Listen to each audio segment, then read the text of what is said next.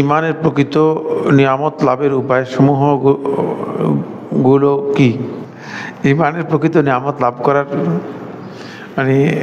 যেটা উপায়, সেটা হচ্ছে আপনি আল্লাহর বান্দা হিসেবে প্রথমে নিজেকে প্রমাণ করতে হবে। বান্দার যে কাজগুলো আল্লাহ তাআলা ফরজ করেছেন সেগুলো বর্জন করবেন আর ঈমানের প্রকৃত নিয়ামত লাভ করবেন, এটা হয় না। এটা দাবি করার কোনো সুযোগ নেই। এই জন্য আগে বান্দা হয়েছেন কিনা সেটা নিশ্চিত করতে হবে। আমরা এখানেই বলেছি বা কোথায় বলেছি আমি জানি না, তবে বান্দার বৈশিষ্ট্য হচ্ছে আল আব্দু বাইনা সবরি ওয়া শুকর। বান্দা হচ্ছে সবর এবং শুকরের মাঝে। বালা মুসিবত বিপদ আপদ আসলে ধৈর্য ধারণ করবে, নিয়ামত পেলে শুকরিয়া করবে, এই দুইয়ের মাঝে হচ্ছে বান্দা।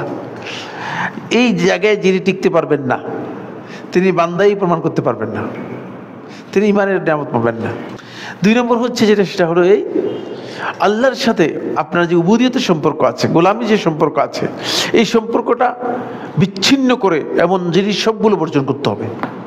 আল্লাহর সাথে সম্পর্ককে কাট করে দিলে, যে জিনিস সম্পর্ক নষ্ট করে দেয়, এরকম জিনিস যদি আপনার কাছ থেকে কোনো কারণে সংগঠিত হয়, তাহলে আপনার আল্লাহ তাআলার সাথে আপনার সম্পর্ক থাকবে না এবং ঈমানের এই নিয়ামতগুলো আপনি লাভ করতে পারবেন না।